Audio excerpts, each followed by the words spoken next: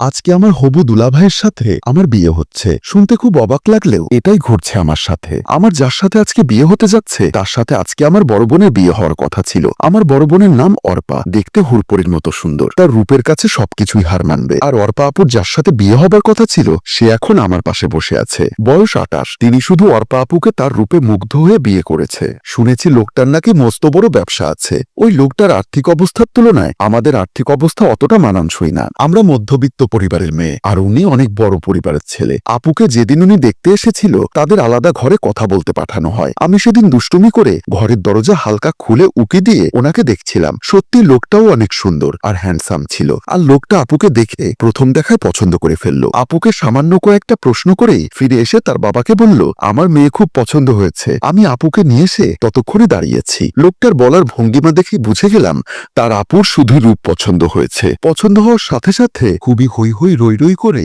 আপুর বিয়ের দিনক্ষণ নির্ধারণ করা হলো। আমরা সবাই খুব খুশি ছিলাম আপুর এত বড় ঘরে বিয়ে হবে দেখে, তাই সবাই খুব মজা করছিলাম। আমি নিজেও খুব মজা করতে লাগলাম। ঠিক হলো সামনের সপ্তাহে আপুর সাথে অরণ্যের বিয়ে। যেহেতু সামনের সপ্তাহে অর্পা আপুর সাথে অরণ্যের বিয়ে, তাই আমি বিয়ের আগের রাতেই বসে বসে সব ঠিক করে রেখেছিলাম। হলুদে কি করব, বিয়েতে কি পরব, বৌভাতে কি করব। চিন্তা করছিলাম আপুর বিয়েতে খুব মজা করব। আপুকে অনেক প্ল্যান শেয়ার করলাম। আপু আমাকে হাসতে হাসতে বলল, তুই আমার একমাত্র বোন, আমার বিয়েতে তুই মজা করবি না তো কে করবে। আমাকে জড়িয়ে ধরে যেন একটু আবেশি আদর দিল আপু। কত প্ল্যান যে করেছিলাম, সব প্ল্যান বিয়ের দিন সকালে মাটি হয়ে গেল। কারণ হঠাৎ করে চাচাতো ভাই সাইফুল এসে বলে উঠল, কি গো চাচি আম্মা, অর্পা তো ঘরে নেই, কোথাও খুঁজে পাচ্ছি না। এদিকে বরপক্ষ অর্ধেক রাস্তা চলে এসেছে, এক্ষুনি এসে দরজায় টোকা দিবে। ওর কি কোনো লাইন আছে নাকি? তোমরা খোঁজ খবর নাওনি? সাইফুল ভাইয়ের কথা শুনে আমরা সবাই থমকে গেলাম। আর কিছুক্ষণ পর পাত্র আসবে, আর এখন অর্পা আপুকে খুঁজে পাওয়া যাচ্ছে না। অর্পা আপু কোথায় গেল কেউ বুঝতে পারছিল না, কারণ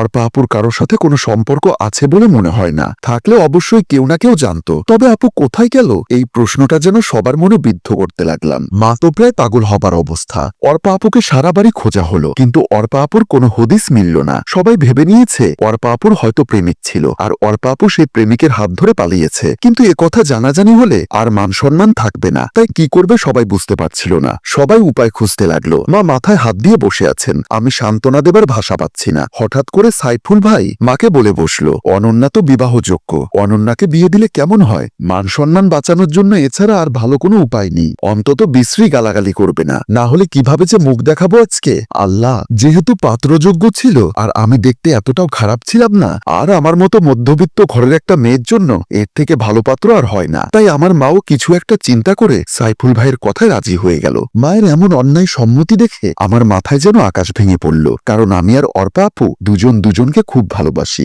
মানলাম আপু নেই, কিন্তু তার জন্য ঠিক করা ছেলেকে আমি বিয়ে করে নেব, এটা কেমন কথা? আর তারাই বা আমাকে মেনে নিবে বলে মনে হয় না। কিন্তু এসব ভাবতে ভাবতেই মা আর সাইফুল ভাই আমাকে হঠাৎ চাপতে শুরু করলো। তাদের প্রচন্ড চাপে অর্পা আপুর জায়গায় আমাকে কোণে সেজে বসতে রাজি হতে হলো। বিয়ের পিড়িতে লাল টুকটুকে শাড়ি ভারী গহনা পরে আমি কোণে সেজে বিয়ে করছি। অবশেষে বিয়ে সম্পন্ন হলো। বিয়ে সম্পন্ন হওয়ার পর যখন কোণে বিদায় দেওয়ার পালা, আমার মা আমাকে অরণ্যের হাতে তুলে দিল। অরণ্যের হাতে তুলে দেওয়ার সময় অরণ্যর দিকে তাকানোর সাহস পেলাম না, লজ্জায় নিচের দিকে মুখ করে রাখলাম। মনের ভেতর শুধু এই মুহূর্তে একটা প্রশ্নই যাচ্ছে, অর্পা আপু কোথায় আছে, কোথায় গেল, কার সাথে গেল? এসব ভেবে মনের ভেতরটা খুব আনচাত করতে লাগলো। অর্পা আপু যদি জানতে পারে আমি তার অবর্তমানে লোকটাকে বিয়ে করেছি, তাহলে আমাকে কি মনে করবে? মা চোখের জল মুছে শুধু বললেন, আমার মেয়েটাকে একটু দেখে রাখবে বাবা। শ্বশুরবাড়িতে বাকি সবাই আমাকে দেখে কানাকানি করতে লাগলো। আমার স্বামীর এক বন্ধু বলে উঠল, একই সর্বনাশ করেছিস সে অরণ্য, একে তো মধ্যবিত্ত ঘরে বিয়ে করেছিস, তার উপর অসুন্দর মেয়ে, একেবারে ঠকে গেছিস রে।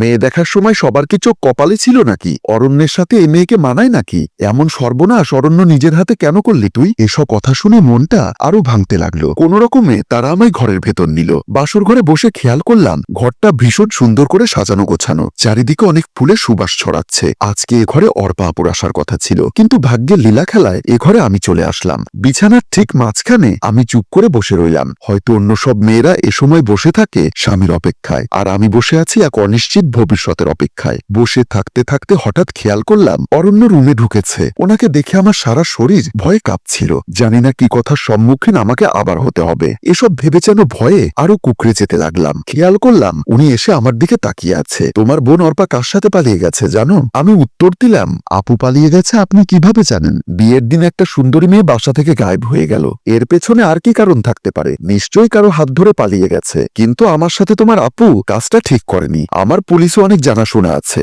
আমি তাকে নিশ্চয়ই খুঁজে বের করব। আর আমি যদি তাকে বিয়ে করতে নাও পারি, অবশ্যই আমার অপমানের প্রতিশোধ দিব।